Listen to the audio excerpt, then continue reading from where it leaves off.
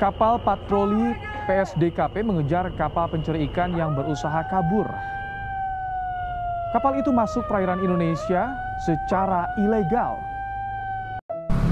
Pada tahun 2020, Indonesia dikejutkan dengan keberadaan kapal-kapal nelayan asal Tiongkok yang melakukan illegal fishing di Laut Natuna Utara Indonesia.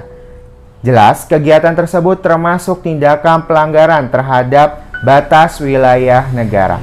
Mendengar hal tersebut, pemerintah Indonesia tidak tinggal diam, di mana pemerintah Indonesia mengambil tindakan tegas dengan mengerahkan kapal perang Indonesia untuk mengusir kapal-kapal asing yang masuk ke dalam wilayah negara Indonesia. Sebenarnya bagaimana ruang lingkup dan ketentuan yang mengatur mengenai wilayah negara Indonesia? Mari kita bahas di dalam video pembelajaran kali ini.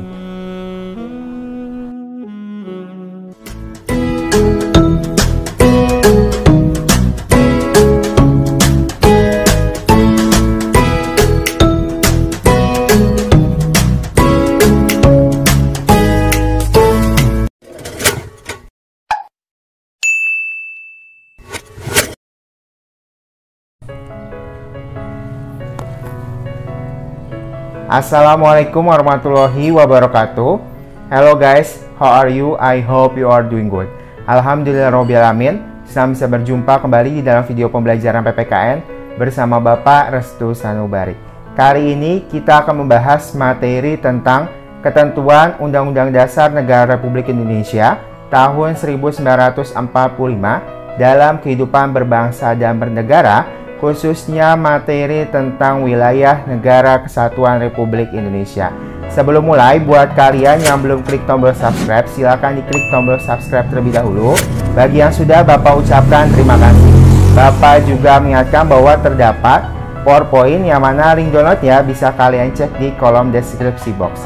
Sebelum mulai, alangkah lebih baiknya jika kita memulai pembelajaran dengan sama-sama berdoa sesuai agama masing-masing di dalam hati. Teriring doa untuk Indonesia, semoga pandemi COVID-19 di Indonesia bisa segera berakhir. Amin. Materi pembelajaran kita kali ini memiliki 3 tujuan pembelajaran, yaitu kalian sebagai peserta didik diharapkan mampu: pertama, menganalisis pembagian wilayah Negara Kesatuan Republik Indonesia; yang kedua, mengidentifikasi batas wilayah Negara Kesatuan Republik Indonesia; dan yang ketiga, mengidentifikasi pengelolaan wilayah negara. Untuk lebih lengkapnya, mari kita simak penjelasan berikut ini. Wilayah Negara Kesatuan Republik Indonesia. Negara tidak dapat dipisahkan dari wilayah negara. Wilayah negara merupakan salah satu syarat berdirinya negara. Dalam hal ini, wilayah negara meliputi wilayah daratan, perairan, dan udara sebagai tempat tinggal, tempat hidup, dan sumber kehidupan bagi warga negaranya. Mari kita bahas masing-masing wilayah tersebut. Sebelum itu, kita harus tahu terlebih dahulu luas wilayah Indonesia. Berdasarkan Badan Informasi Geospasial, total luas wilayah Indonesia adalah 5,18 juta kilometer persegi dengan luas perairan kurang lebih 3,25 juta kilometer persegi dan daratan dengan luas 1,92 juta kilometer persegi. Mari kita bahas masing-masing wilayah tersebut.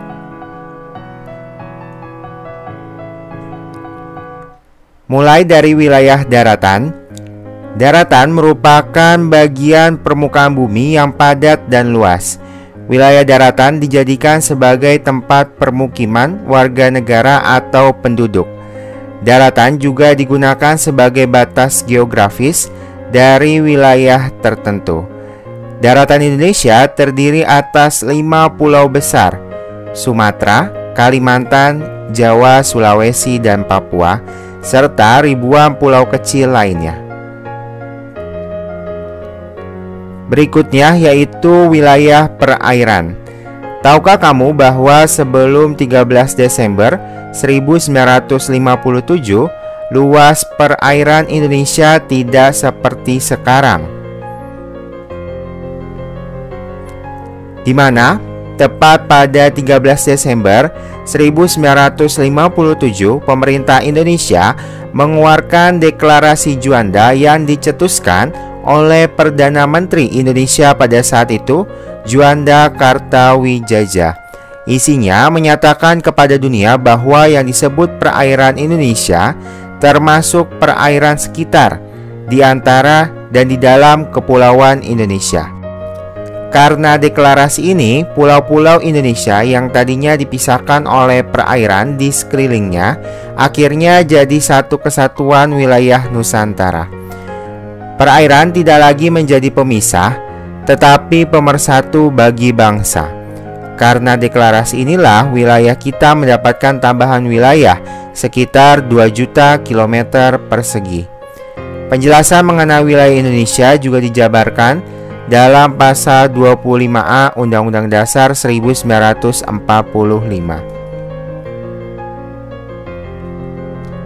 Konsep wilayah perairan Indonesia dalam deklarasi Juanda kemudian diakui dalam Konferensi Hukum Laut Internasional atau disingkat UNCLOS pada 1982. Selanjutnya, konsep perairan Indonesia diakomodasi pada pasal 4 UNCLOS 1982. Berdasarkan ketentuan pasal 4 UNCLOS 1982, wilayah perairan Indonesia terdiri atas pertama laut teritorial, landas kontinen, dan zona ekonomi eksklusif atau disingkat ZEE. Untuk lebih lengkapnya, coba kamu perhatikan gambar berikut ini. Yang pertama, laut teritorial disebut juga laut wilayah. Laut teritorial Indonesia berarti wilayah laut milik Indonesia. Zona laut teritorial berjarak 12 mil laut dari garis pangkal ke arah laut lepas. Pada wilayah laut teritorial, sebuah negara memiliki kedaulatan penuh. Artinya, negara lain tidak diperbolehkan memasuki wilayah teritorial tanpa izin negara Indonesia. Berikutnya, ada juga zona tambahan, di mana zona tambahan ini adalah zona yang terletak pada sisi luar dari garis pangkal dan tidak melebihi 24 mil laut dari garis pangkal. Pada zona ini, kekuasaan negara terbatas pada mencegah pelanggaran terhadap bea cukai, fiskal, imigrasi, dan perikanan. Berikutnya ada landas kontinen. Landas kontinen adalah dasar laut yang secara geografis merupakan lanjutan dari sebuah kontinen atau benua yang kedalaman lautnya kurang lebih 150 meter dengan jarak paling jauh 200 mil laut dari garis pangkal ke arah laut lepas. Indonesia terletak pada dua buah kontinen, yaitu kontinen Asia dan Australia.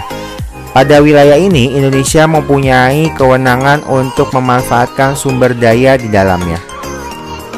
Berikutnya ada zona ekonomi eksklusif atau disingkat ZEE, adalah jalur laut selebar 200 mil laut ke arah laut lepas yang diukur dari garis pangkal. Di dalam zona ini, negara mempunyai hak berdaulat untuk eksplorasi dan konservasi sumber daya alam, terutama perikanan. Pada zona ini, kapal asing masih diperbolehkan lewat, tetapi pemanfaatannya sesuai dengan izin. Lebih dari 200 mil, ini disebut lautan lepas atau laut internasional, yang pengelolaannya diatur oleh badan atau organisasi internasional. Wilayah berikutnya yaitu wilayah udara.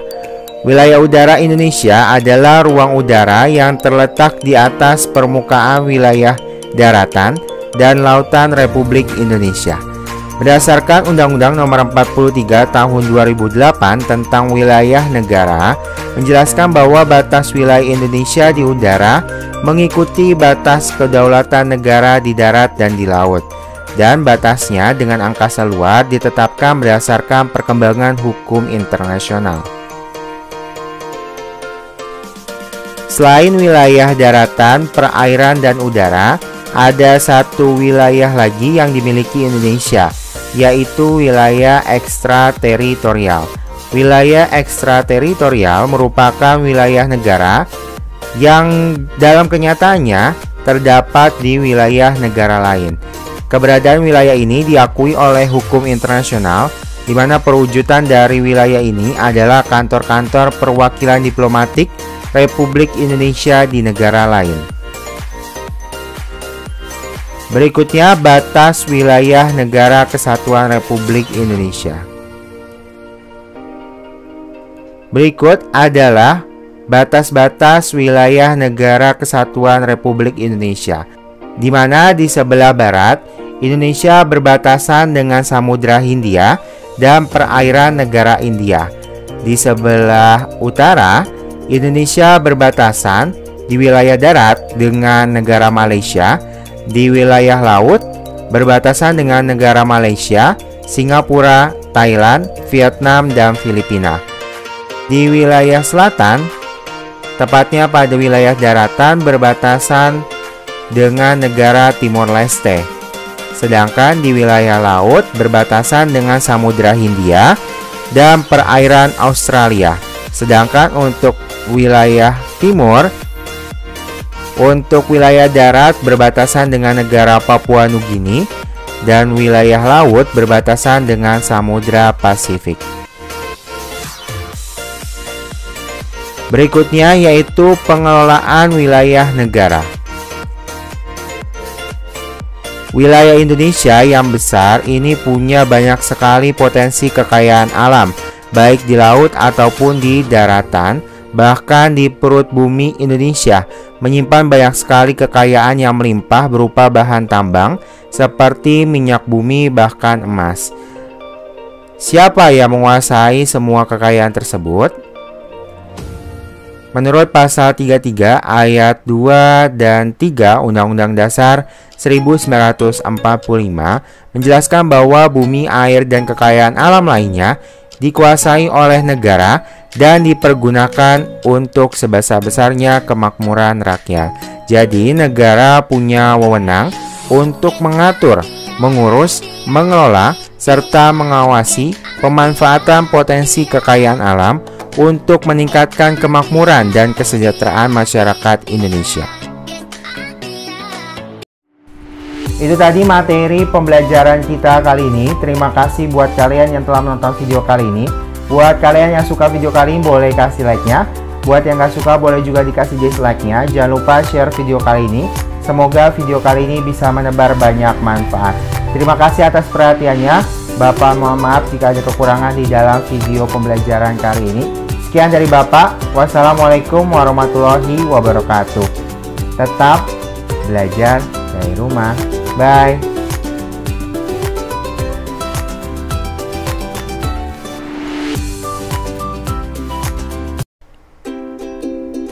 Coba analisis. Sebuah kapal berbendera asing melintas tanpa izin di wilayah perairan Indonesia, tepatnya pada jarak 20 mil dari garis pangkal daratan. Diduga kapal tersebut merupakan kapal nelayan asing yang ingin menangkap ikan. Menurutmu, apakah kapal tersebut melanggar batas wilayah laut Indonesia? Jelaskan pendapatmu di kolom komentar.